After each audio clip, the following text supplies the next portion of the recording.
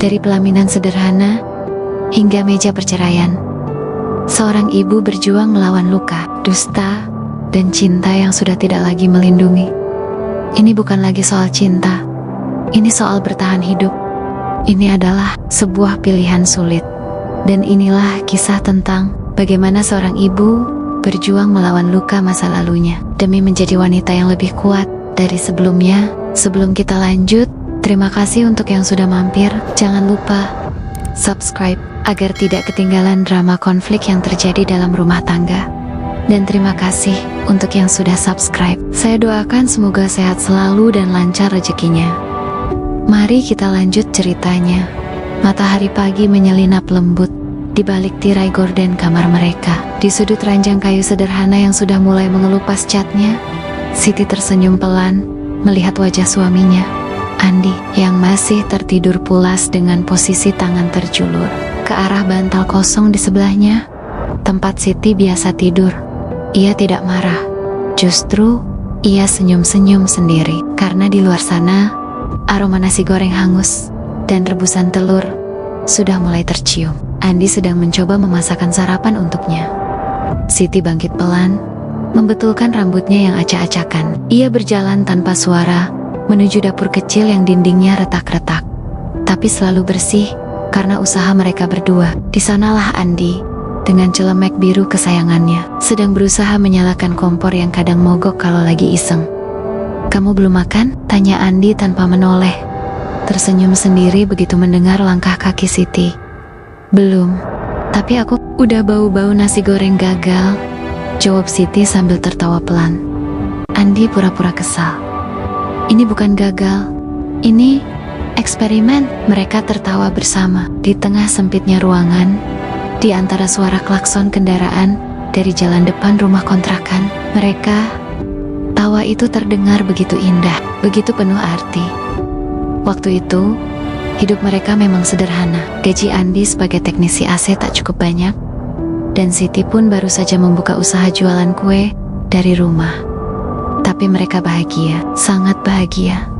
Setiap malam, meski badan lelah, mereka selalu sempatkan diri untuk ngobrol di teras, minum teh hangat, dan saling bercerita tentang hari-hari mereka. Andi sering membuat Siti tertawa dengan candaannya yang receh, dan Siti dengan sabar selalu mengoreksi kebiasaan buruk Andi yang suka lupa taruh dompet atau kunci motor.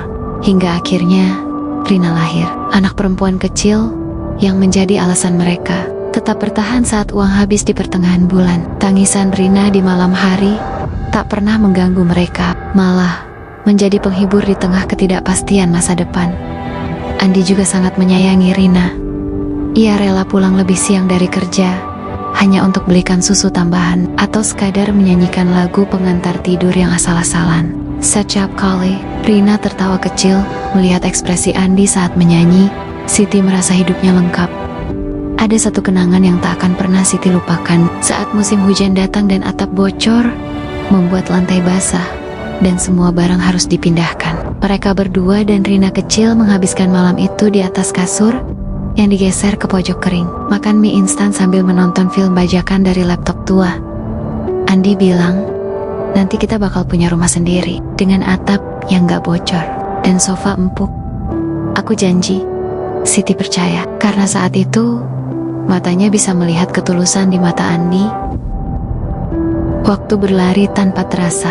3 tahun telah berlalu sejak hari-hari bahagia itu. Rumah kontrakan mereka kini lebih sempit karena barang-barang bertambah, tapi semangat yang dulu membara di dalamnya mulai memudar. Andi mulai jarang pulang tepat waktu. Awalnya hanya sekali 2 kali. Ia bilang ada lembur, ada urusan sama pelanggan AC, atau sekadar makan malam bareng teman kerja. Siti percaya, karena ia masih mengingat janji Andi saat hujan deras membuat atap bocor, bahwa ia akan selalu menjaga keluarga ini. Tapi lama-kelamaan, alasan itu menjadi tidak masuk akal. Ia pulang larut malam dengan tubuh berbau rokok dan mata yang sayu. Pernah suatu kali, Siti mencium bau alkohol dari bajunya, tapi ia memilih diam. Ia tak ingin ribut. Beberapa bulan kemudian, Siti mulai menyadari pola aneh. Gaji Andi selalu habis dalam waktu singkat.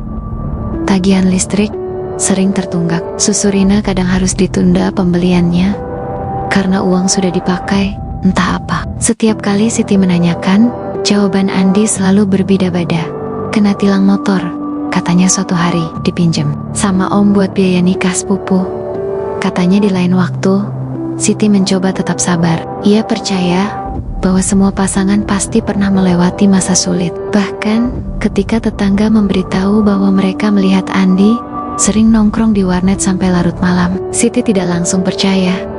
Hingga suatu malam, Siti bangun tengah malam karena mendengar suara ponsel bergetar. Ia melihat Andi sedang membalas pesan dari nomor asing. Dengan hati-hati, ia membaca layar dari balik selimut. Udah transfer belum? Aku butuh cepat bro, lagi on fire nih hari ini.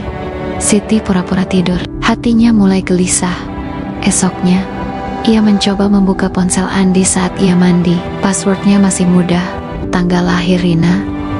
Di dalamnya Siti menemukan aplikasi judi online, riwayat transaksi uang besar, dan obrolan dengan orang-orang yang menggunakan istilah-istilah aneh seperti roll dana dan main cash game. Hatinya hancur. Ini bukan cuma boros, ini bukan cuma kesalahan biasa, ini pengkhianatan terhadap keluarganya. Ia tidak langsung menuduh, ia hanya menunggu Andi pulang, lalu memeluknya erat. Menangis dalam diam, Andi terkejut, tapi tidak bertanya, hanya pelukan itu dengan tenang. Malam itu, Siti akhirnya membuka suara. Andi, kamu main judi? Andi diam, matanya menunduk.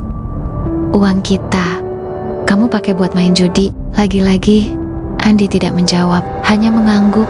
Pelan Siti menangis, tangisan yang lama tertahan. Apa kamu masih sayang sama kami? Tanyanya dengan suara bergetar. Andi mengangguk lagi. Aku janji, aku bakal berhenti. Tapi, janji itu tidak pernah jadi nyata. Siti duduk di lantai kayu yang mulai lapuk, sambil mengganti popok Rina yang basah. Anaknya itu sedang rewel karena sakit gigi tumbuh. Tangisnya tak henti-hentinya sejak pagi. Mama sakit. Rina menangis sambil memegang pipinya. Siti mencoba menenangkan dengan pelan-pelan mengusap pipi kecil itu. Ia ingin membelikan obat, tapi dompet kosong. Lagi-lagi, Andi pergi dari rumah sejak pagi, tanpa pamit, tidak seperti dulu. Ketika ia selalu mencium kening Siti sebelum berangkat kerja, kini ia hanya meninggalkan ponsel yang menyala di atas meja, tanda bahwa ia baru saja bangun tidur, lalu pergi begitu saja. Siti menatap wajah Rina yang sembab, hatinya hancur. Ini bukan cara hidup yang ia impikan untuk anaknya beberapa hari. Kemudian, saat cuaca sedang panas-panasnya, Rina demam tinggi, tubuhnya lemas, nafsu makannya hilang. Siti membawanya ke posyandu, tapi petugas bilang harus dibawa ke puskesmas. Jika tidak kunjung membaik, obatnya bisa Rp50.000. Bu, kata bidan sambil memberikan resep.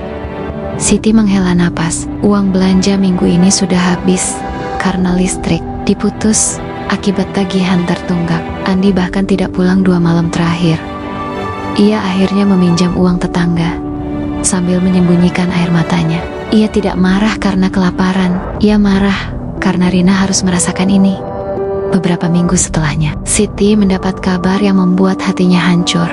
Tabungan pendidikan Rina, uang yang ia sisihkan sedikit demi sedikit dari hasil jualan kue, yupemennya, dan tabungan dari hadiah ulang tahun keluarga telah lenyap. Andi menggunakannya untuk membayar utang judi. Saat itu, Siti benar-benar hancur. Kenapa kamu lakuin ini? Teriaknya. Suara yang biasanya lembut kini penuh amarah. Andi tidak menjawab, hanya menunduk seperti biasa. Apa kamu mikirin masa depan anak kita? Aku kerja keras tiap hari cuma buat kasih dia masa depan yang lebih baik.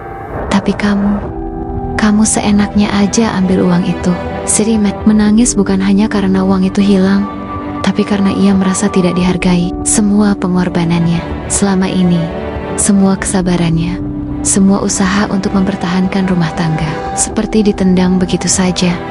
Andi akhirnya berkata pelan, aku janji, aku bakal bayar balik. Siti tertawa getir. Janji lagi? Janji apa lagi yang bisa aku percaya? Konflik tidak hanya terjadi antara Siti dan Andi, banyak pihak mulai ikut campur. Keluarga besar Andi menyalahkan Siti, mengatakan bahwa istri harus sabar dan tidak boleh banyak protes. Teman-teman Andi bahkan ada yang membela, mengatakan bahwa judi hanyalah kesenangan dan bukan masalah besar. Tapi bagi Siti, ini adalah bencana nyata.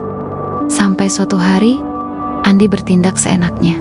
Lagi, ia meminjamkan uang hasil kerja keras Siti kepada temannya yang butuh modal usaha. Tanpa izin, tanpa permisi, saat Siti mengetahuinya, ia langsung naik pitam. "Kamu pikir uang itu milik siapa? Itu uang hasil aku jualan kue tiap hari. Bangun jam 5 pagi, sampai telapak tangan melepuh. Dan kamu main pinjam aja." Andi tidak membantah. Ia hanya berkata, "Aku cuma pengen bantu dia.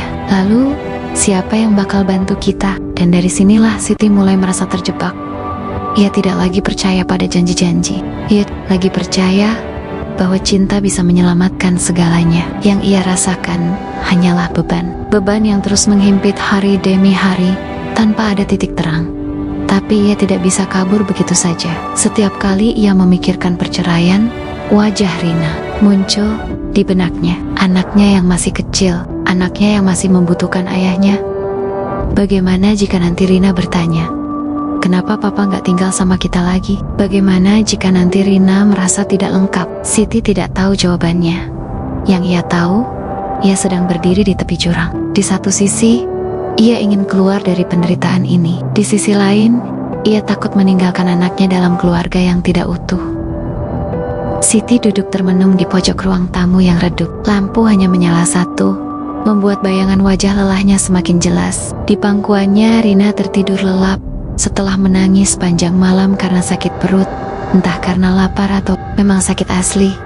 Siti tidak tahu lagi. Ia mengusap pelan rambut anaknya, sambil menahan air mata yang sudah hampir seharian ingin keluar. Apa ini hidup yang aku impikan? Dulu, ia membayangkan akan menjalani hidup dengan suami yang mencintainya, melindungi mereka berdua, dan menjadi sosok ayah yang baik bagi Rina. Tapi kenyataannya, keluarga ini seperti kapal kecil di tengah badai, tanpa kemudi dan tanpa arah. Andi bahkan tidak pulang. Semalaman, tidak ada pesan, tidak ada kabar, hanya diam 1000 bahasa. Seolah-olah ia tidak peduli bahwa istrinya sedang memegang anaknya yang demam tinggi. Takut mati jika tidak ada yang bisa membawa Rina ke dokter City Eker, meminjam motor tetangga, dan membawa Rina ke puskesmas. Untungnya, dokter mendiagnosis itu hanya infeksi lambung ringan, tapi harus diistirahatkan dan diberi obat selama beberapa hari. Saat itulah Siti mulai bertanya, apakah aku masih punya alasan untuk bertahan? Di tengah kesedihan dan kelelahan, Siti mulai berpikir tentang perceraian. Bukan karena ia tidak mencintai Andi lagi. Cinta itu belum sepenuhnya hilang, tapi karena ia sadar bahwa cinta saja tidak cukup. Cinta tidak akan mengisi perut Rina saat uang habis dibuang ke judi. Cinta tidak akan membayar biaya sekolah Rina saat tabungan pendidikannya raib. Cinta tidak akan menjaga hati Siti dari luka-luka yang terus datang tanpa henti. Tapi begitu pikiran itu muncul, rasa bersalah langsung menyergapnya. Aku egois. Apa Rina pantas lahir di keluarga yang tidak utuh? Apa orang akan bilang aku gagal sebagai istri? Apa Andi akan berubah kalau aku kasih kesempatan satu kali lagi? Pertanyaan-pertanyaan itu berputar tanpa henti di kepala Siti. Ia bahkan sempat menangis di depan ibunya, memohon petunjuk. Aku bingung, Bu. Aku takut nanti Rina akan benci aku karena udah gak kasih dia ayah. Ibunya hanya memeluk erat Siti dan berkata pelan, tapi kamu juga harus kasih dia mama yang kuat, nak. Mama yang bisa melindungi dia. Beberapa minggu berlalu, Andi pulang seperti biasa dengan janji baru. Aku udah berhenti main judi. Aku janji, aku bakal ubah hidup kita, katanya sambil memandang Rina yang sedang tertidur. Siti menatap matanya, mencoba membaca ketulusan, mencoba percaya lagi. Tapi sesuatu di dalam dirinya berkata keras, jangan percaya lagi. Hari-hari berikutnya, Andi benar-benar berubah. Ia lebih sering pulang tepat waktu, membantu belanja, bahkan pernah mengantar Rina ke posyandu. Siti mulai ragu, apa mungkin ini awal dari pemulihan? Apa mungkin Andi benar-benar ingin berubah? Tapi harapan itu runtuh dalam sekejap. Suatu malam, Siti membuka laptop lama mereka, berniat menghapus file-file usang. Di dalam folder download, ia menemukan bukti transfer besar dari rekening Andy ke situs judi online. Waktunya hanya beberapa jam yang lalu, hatinya membeku.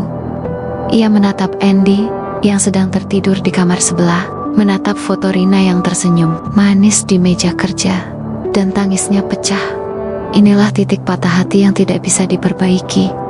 Bukan hanya karena Andy kembali berjudi, tapi karena ia masih berbohong.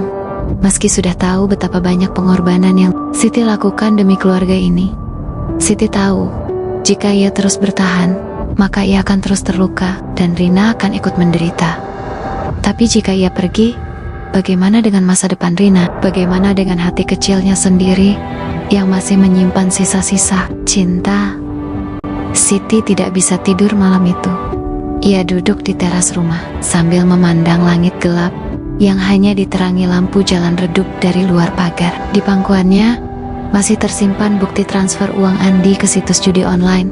Dokumen kecil yang menjadi penghancur akhir harapannya.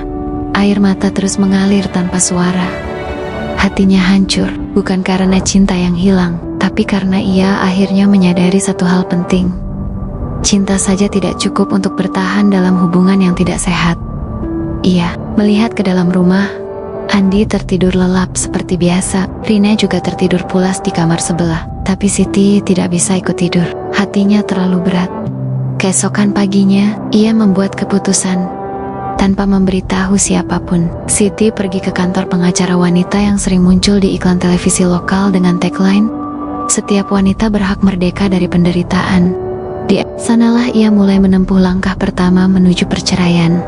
Beberapa minggu setelah proses dimulai, sidang pertama digelar di pengadilan agama. Siti datang sendiri, membawa dokumen-dokumen yang ia susun rapi. Andy datang juga, dengan wajah syok dan mata berkaca-kaca. "Kamu serius mau ceraiin aku?" tanyanya pelan, suaranya bergetar. Siti menatap matanya, menatap lelaki yang dulu ia cintai, yang pernah membuatnya percaya bahwa ia akan selalu dilindungi. "Iya," jawabnya tenang, tapi tegas. "Aku udah gak kuat lagi." Andy langsung menjatuhkan diri di kursi. Ia terlihat tidak percaya, seperti baru sadar betapa besar kerusakan yang telah ia timbulkan. "Aku janji, kali ini aku bakal benar-benar berubah. Aku bakal tinggalin teman-temanku, tinggalin judi. Aku bakal jadi suami dan ayah yang baik." Siti diam. Hatinya sempat goyah, hanya sebentar. Lalu ia berkata, "Aku sudah percaya sama kamu berkali-kali, dan setiap kali aku percaya, kamu lukai aku lagi." Andy tidak bisa menjawab. Setelah sidang pertama, Siti pulang dengan hati yang campur aduk. Ia menangis panjang jalan, bukan karena ragu, tapi karena sedih. Karena ia tahu, hari ini adalah hari ia benar-benar melepas masa lalu yang indah, namun menyakitkan. Namun beberapa hari kemudian, Andy datang ke rumah mereka dengan wajah bersih dan pakaian rapi. Ia memohon sekali lagi, "Berikan aku kesempatan terakhir. Aku janji, kalau sampai aku salah lagi, aku rela kamu tinggalkan selamanya." Siti termenung. Ia melihat ekspresi Andy yang begitu tulus. Ia melihat bagaimana ia mencium kening Rina dengan penuh kasih sayang. Ia melihat bagaimana air mata Andy jatuh tanpa malu-malu. Dan untuk sesaat, ia merasa ingin percaya lagi.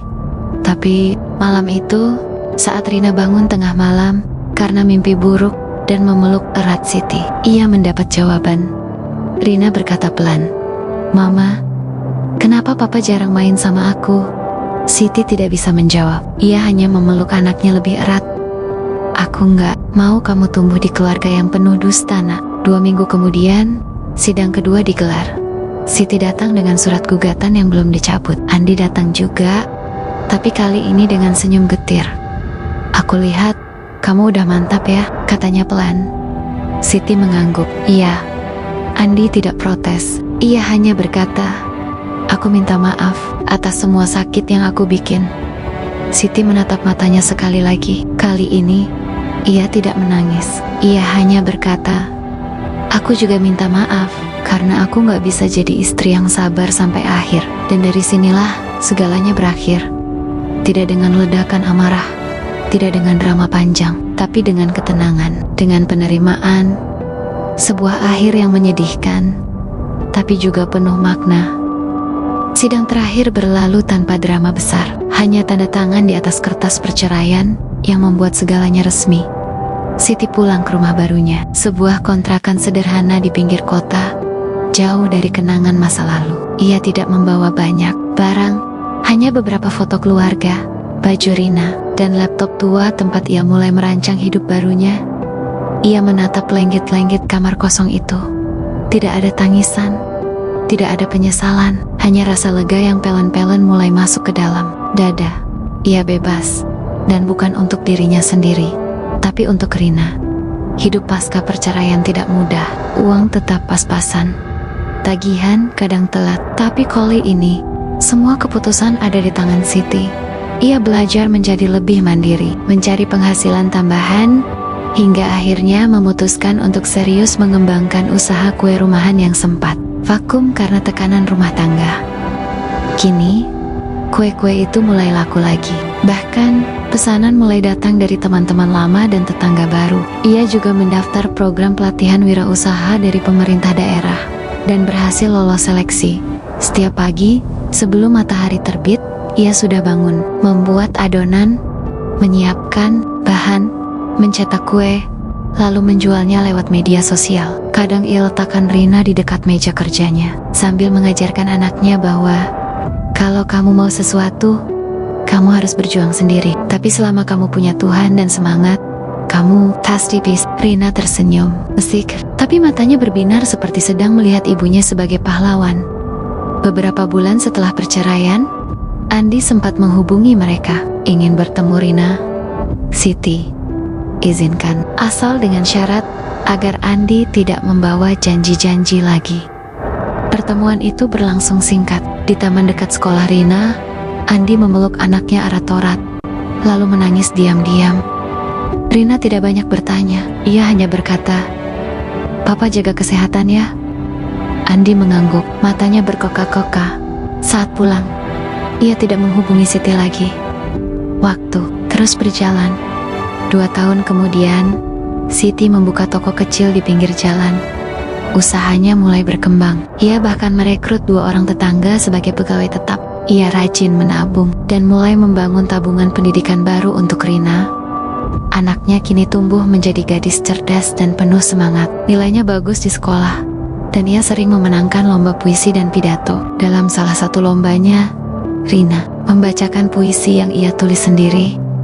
"Aku punya mama yang kuat, yang pernah jatuh tapi bangkit lagi, yang pernah menangis tapi tetap tersenyum. Mama gak pernah menyerah, dan aku ingin jadi seperti dia." Siti menangis mendengarnya, bukan karena sedih, tapi karena bangga. Dan inilah akhir dari kisah yang pernah penuh luka. Sebuah akhir yang tidak romantis, tapi penuh makna. Sebuah akhir yang tidak menyakitkan, tapi menginspirasi. Siti tidak menikah lagi. Ia fokus pada hidupnya dan masa depan Rina. Ia sadar bahwa ia tidak gagal sebagai istri, tapi ia berani sebagai seorang wanita, berani melepaskan yang tidak baik demi memberi yang terbaik untuk anaknya. Cinta itu penting, tapi harga diri, keadilan, dan kebahagiaan anak jauh lebih penting. Dan di sanalah Siti berdiri hari ini. Seorang ibu, seorang pejuang, seorang wanita yang bangkit dari kehancuran dan menulis ulang takdirnya sendiri.